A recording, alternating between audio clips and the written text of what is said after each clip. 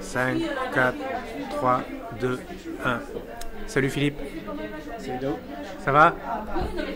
Ah, super cool, on est au café. Petit café du matin. Hein. Ça fait, j'ai regardé des photos, ça fait quelques années là, que le matin on prend un café juste avant que tu partes au boulot, enfin avant qu'on parte au boulot.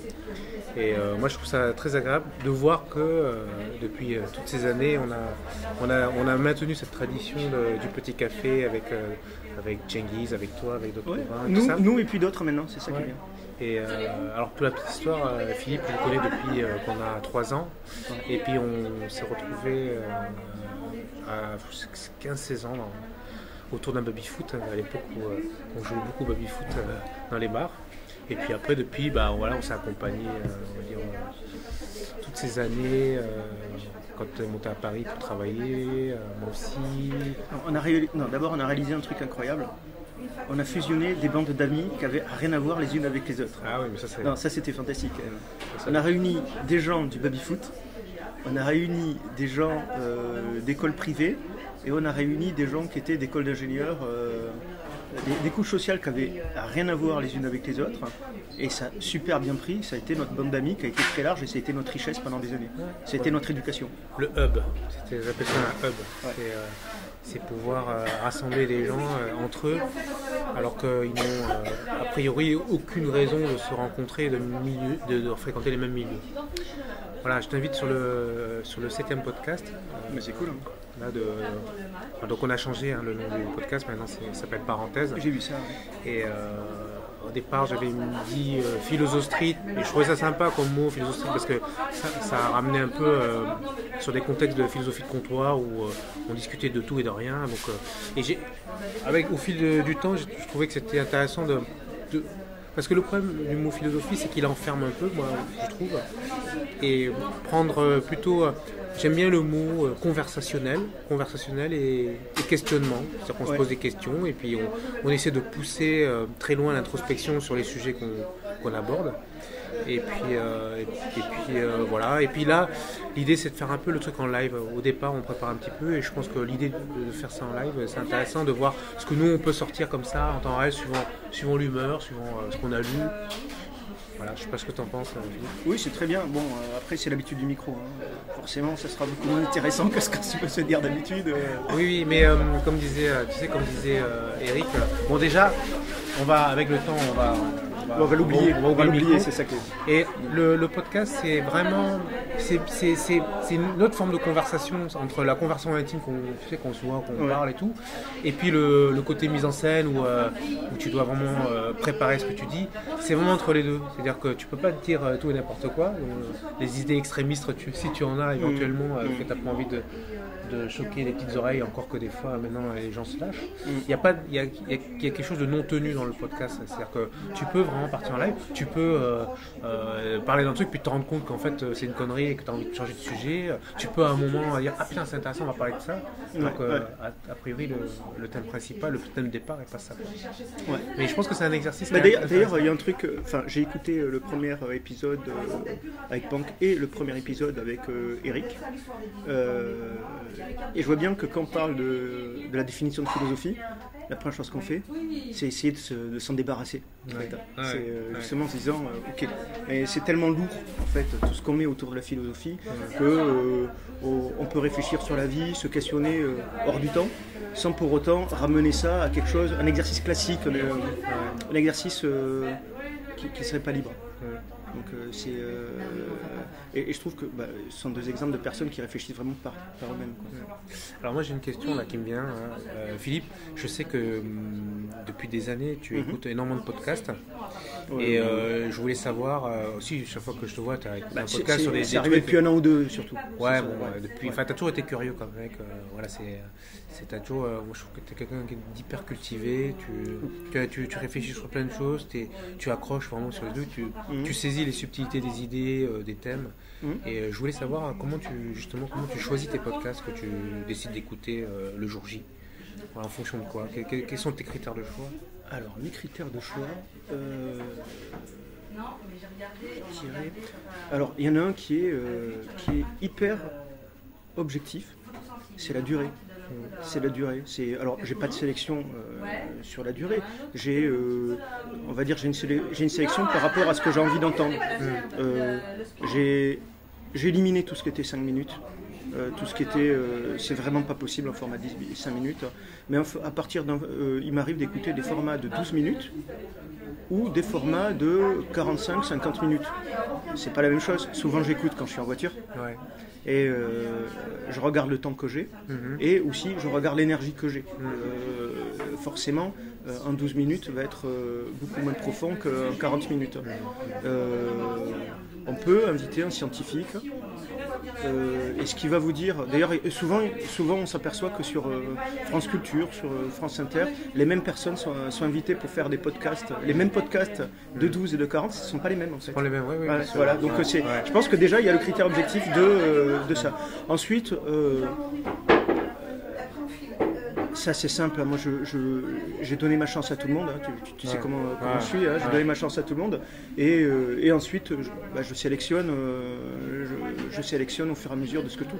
Maintenant j'ai pas de sujet de prédilection. Je trouve que l'intérêt justement de s'ouvrir c'est de ne pas avoir de sujet de prédilection.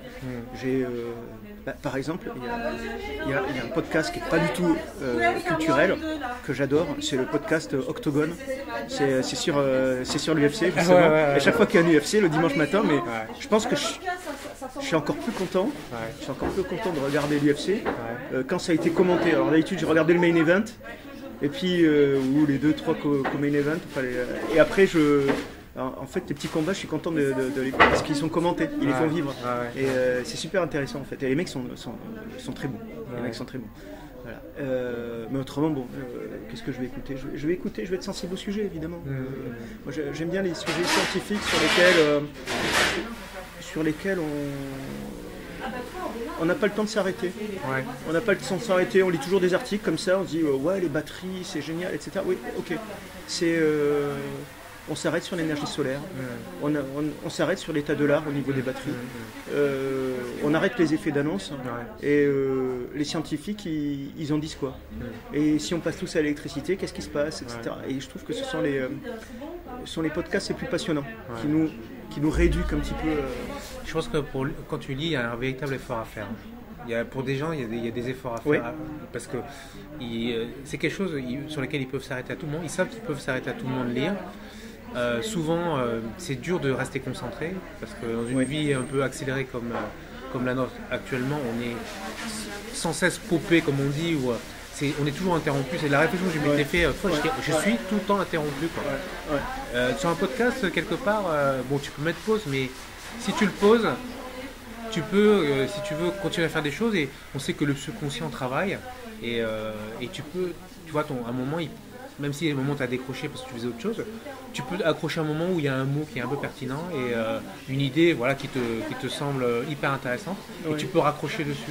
Et je pense que le podcast il est intéressant sur ces points-là, c'est qu'il permet d'emmaganiser de la connaissance beaucoup plus facilement avec beaucoup moins d'efforts que la lecture. Alors les grands lecteurs vont oui, mais je sais, voilà. Ceci étant dit, je réfléchis, je dis, je lis plus. Oui, mais non, c'est pas vrai. Je lis plus de grands bouquins, comme beaucoup de gens. Je lis beaucoup, mais je lis des blogs sur Internet, je lis des choses comme ça qui sont, même des blogs d'histoire. Enfin, c'est passionnant aujourd'hui. Pour quelqu'un de mon âge qui a vécu avant et après Internet, c'est hyper important. Enfin, c'est hyper intéressant ce que peut nous offrir aujourd'hui Internet. Le truc, c'est que un grand livre, on ne peut pas s'autoriser à ne plus suivre pendant un moment parce qu'on est en train de s'endormir le soir ou autre. Dans un blog, si on a lâché, c'est pas grave, on passe à autre chose le lendemain, c'est pas si grave. C'est peut-être ça, c'est peut-être dommage aussi. Hein. Je comprends qu'il y a des personnes qui trouvent ça vraiment dommage et qui se disent ça sera jamais aussi profond qu'un livre de 200-300 pages qui correspond encore à notre format. Moi, je comprends. Je serais intéressé de connaître des statistiques des gens qui lisent soit un livre, soit un article sur un blog jusqu'au bout. Je pense que la plupart des gens abandonnent au bout de du 3/4 du livre. Moi, j'en fais partie de ces gens-là. Hein. J'adore lire et je démarre beaucoup de livres Et il y a beaucoup de livres que j'abandonne au bout d'un moment parce qu'en gros, je pense que l'idée majeure, elle est dans la première moitié du livre. Et que souvent, vers la fin, ce que j'ai constaté, c'est que quand même, dans la grande majorité, les gens essaient de broder pour finir le livre. Alors que d'entrée de jeu, et je comprends, c'est humain, ils ont envie de tout exprimer dès le début. Je veux dire, c'est souvent, d'ailleurs, dans les conférences qu'on écoute et tout ça, enfin, moi je vois la compréhension globale de ce que veut porter le message de l'orateur, il est, je veux dire, à 80% dans les 20-30 premières pourcents de la conférence. Ok. Et la fin, bon, je comprends. C'est un peu bâclé. Juste un truc, il ne faut pas réduire la lecture à des livres qui théorisent. Oui. Là, je parle des essais. Parce que toi, tu as tendance à lire des livres qui sont parfois difficiles à lire parce qu'ils ont pas mal de notions à comprendre qui nécessitent un effort. Tu n'es pas en train de lire une autobiographie ou un roman. Oui, d'accord. Tu peux pas te laisser pas vivre. Tu dois être actif quand et actif sur 200 ou 300 pages. C'est un effort énorme. Et deux, comme tu le dis, tu sens bien qu'au bout d'un moment, la personne va ressasser 3, 4, 10 fois son idée. Et c'est toi qui me disais, des fois, c'est bien mieux de voir une vidéo YouTube de quelqu'un qui te raconte quelque chose, et qui devient aussi accessible. Un Bourdieu est bien plus accessible quand il parle que quand il écrit. Alors après, si tu as le bonheur d'avoir fait de la sociologie et que tu es bac plus 4 en sociologie, je suis sûr que tu t'écales beaucoup plus sur les livres. Ceci étant dit, c'est beaucoup moins accessible. Non, d'ailleurs, justement, par rapport à ça, dans pas très longtemps, on va inviter quelqu'un qui a lu énormément de livres et j'aimerais bien connaître sa posture vis-à-vis des livres, tu vois, et j'aimerais bien aussi exprimer la souffrance que j'ai par rapport aux livres, mais pareil, par rapport aux essais principalement. J'ai oublié de faire la différence entre les deux, mais c'est vrai que moi j'ai lu des autobiographies, ça se lit vachement bien, les romans ça se lit vachement bien. C'est pas la même chose, tu te laisses porter là. Oui, tu te laisses porter, évidemment, même pour rentrer dans des notions d'hypnose, on est dans une forme de transe hypnotique. Oui. Voilà. Mais c'est vrai que des livres de réflexion sur des essais économiques, des choses comme ça, je veux dire, c'est... À mon avis, tu embrouilles un paquet de calories quand tu lis ça.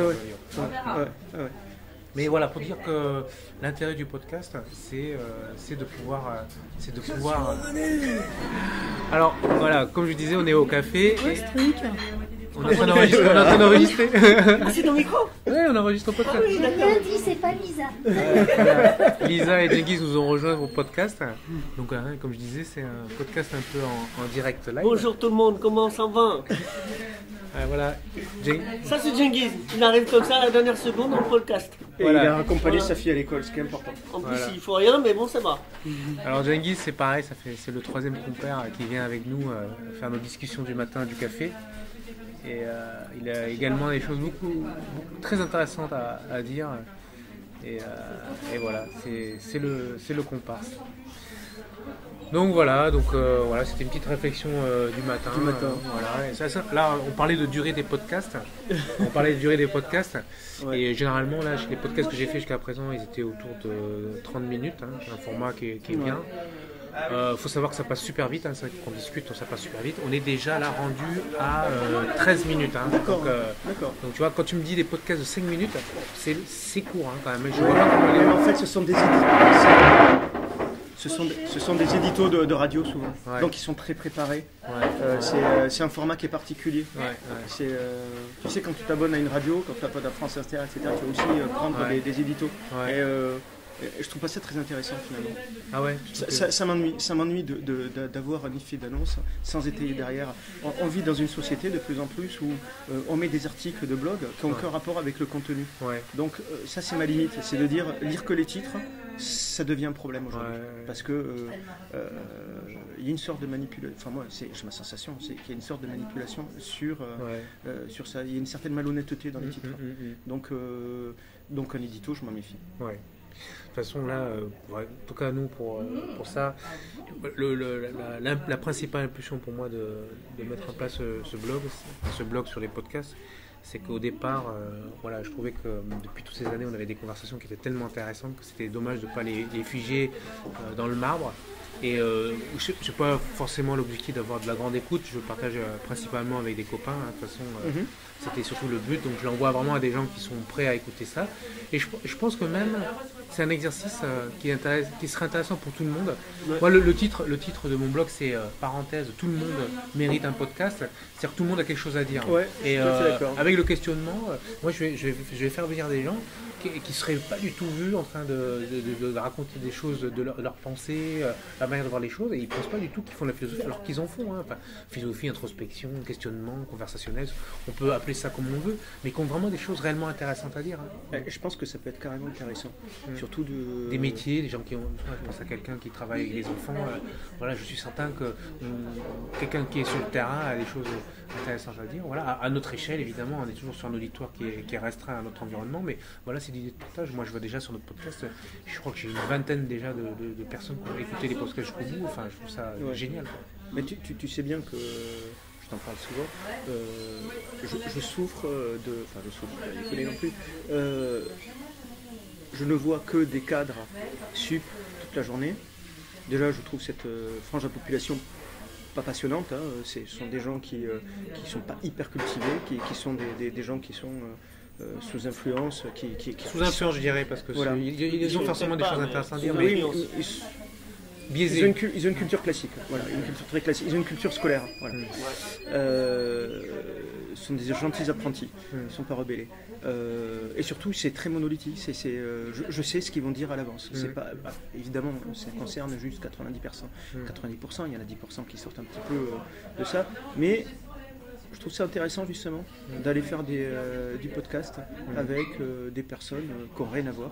Justement, moi ça m'intéresserait. Ça m'intéresserait d'écouter. Alors, je suis toujours à l'écoute, tu sais. J'ai toujours une excuse pour essayer de me mélanger avec d'autres personnes ou d'écouter d'autres personnes.